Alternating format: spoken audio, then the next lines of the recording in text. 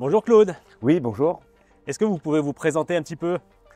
Je m'appelle Claude Arnold, je suis médecin généraliste et médecin du sport. Et je suis le médecin du tournoi des internationaux de Strasbourg. Depuis combien de temps êtes-vous sur le tournoi?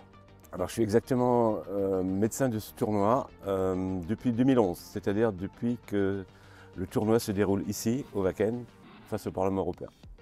Et c'est votre activité principale ou vous avez d'autres sports que vous suivez de manière générale? Alors, le sport que je suis le plus, c'est le football, parce que je suis médecin du centre de formation du Racing Club de Strasbourg. Et ça, c'est une activité toute l'année. Et le tennis, à un degré moindre, puisque c'est les IS sur 8 jours. C'est un concours de circonstances pour arriver sur un tournoi comme le WTA 250 de Strasbourg? Oui, dans la mesure où, je crois qu'en 2010, le médecin qui exerçait avant moi n'a pas continué en 2011 et donc il cherchait un nouveau médecin. Et donc on m'a proposé le job. Et voilà, depuis c'est moi qui le fais.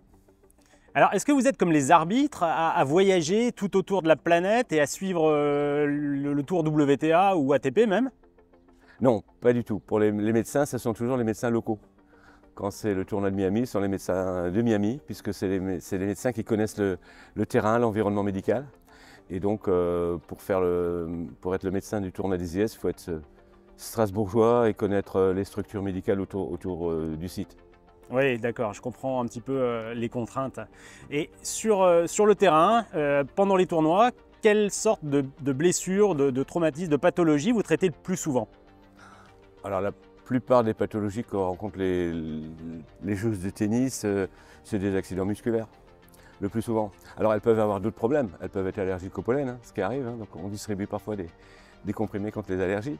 Elles peuvent être malades aussi. Mais essentiellement, les pathologies, c'est des pathologies musculaires. Alors, ça semble un petit peu différent des pathologies, des traumatismes des joueurs amateurs. Qu'est-ce que vous observez chez les joueurs de loisirs plutôt? Au tennis, disons, la grande pathologie du tennis, c'est le tennis elbow, comme on dit. La fameuse tendinite. Alors, le tennis elbow, c'est une tendinite du coude, la face externe du coude, due à une inflammation des tendons, des muscles épicondyliens. Et donc, c'est quelque chose qu'on retrouve quand même chez les amateurs. Les professionnels n'ont pas de tendinite. Alors, c'est assez incroyable parce que chez les amateurs, on a l'impression que la tendinite vient parce qu'ils jouent trop.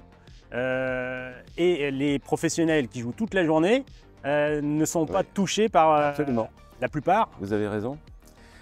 Parce qu'en fait, il y a deux grandes catégories de causes pour la tendinite, l'épicondylite du coude.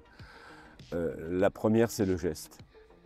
Alors, les amateurs n'ont pas le geste, ni le bon geste. Et donc, c'est une pathologie du geste. C'est évidemment le geste du revers, puisque c'est l'extension de la main et du poignet qui provoque l'inflammation des tendons épicondyliens. Et les professionnels ont le geste parfait.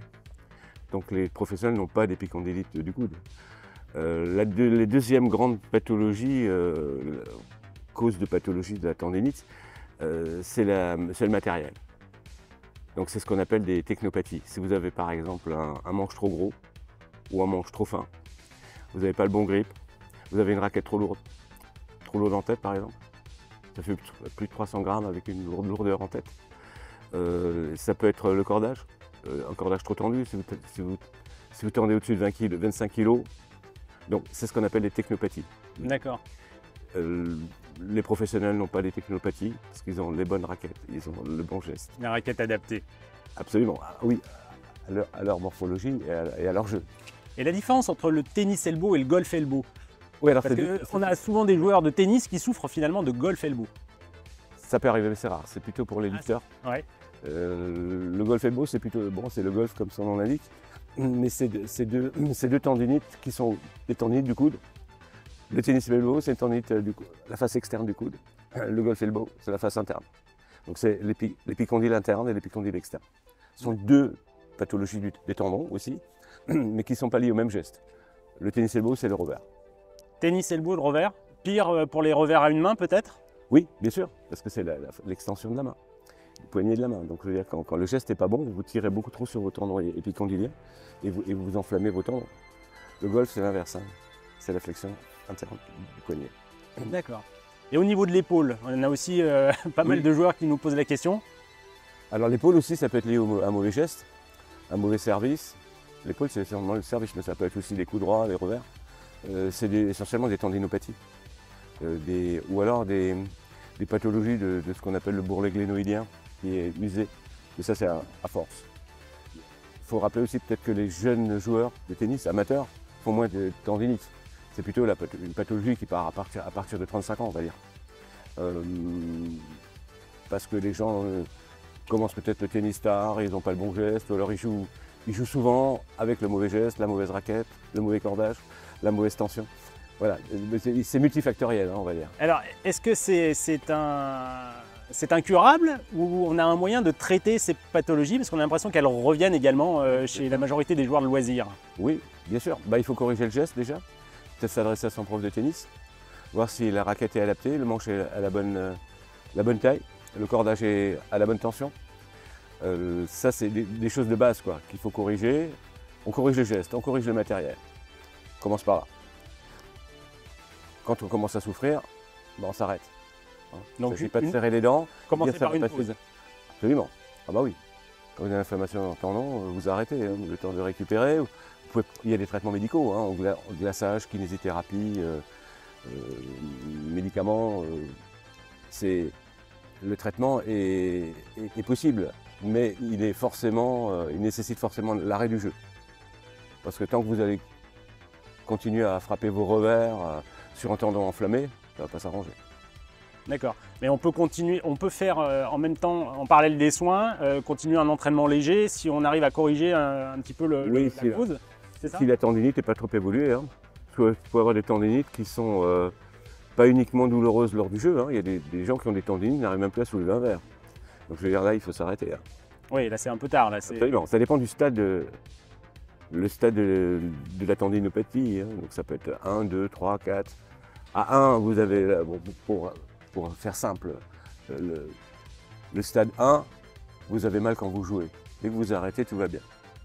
Le stade 2, vous avez mal quand vous jouez et ça continue un peu en dehors. Et puis progressivement, 3, 4, vous ne soulevez plus un verre.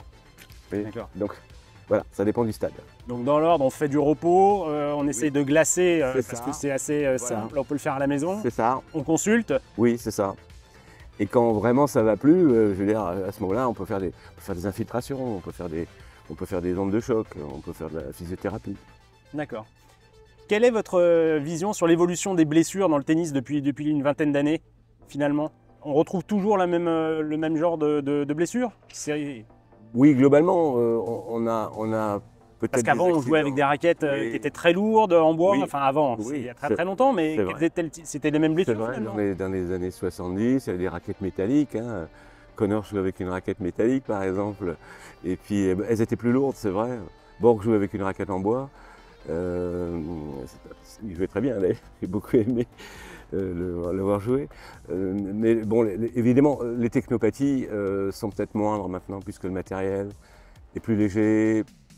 Vous avez des raquettes en composite qui génèrent moins de vibrations du coude, parce que les vibrations se transmettent dans le coude. Raquette métallique, c'est ce qui aspire, puisque forcément, là, les vibrations dans le coude, sur les tendons, pas bon. Maintenant, si on réfléchit aux lésions des joueurs, peut-être qu'il y a plus de puissance. Par exemple, il peut y avoir des déchirures des muscles abdominaux sur les services, parce que les joueurs frappent très fort et contractent violemment leur abdos jusqu'à des déchirures musculaires des abdominaux. D'accord. C'est quelque chose qu'on peut voir. Et en termes d'impact de la surface sur les blessures, est-ce que vous constatez que sur terre battue, on se blesse globalement moins ou... C'est forcément ce qui est le plus souple. Hein. La terre battue par rapport au terrain en dur qu'on voit dans les clubs.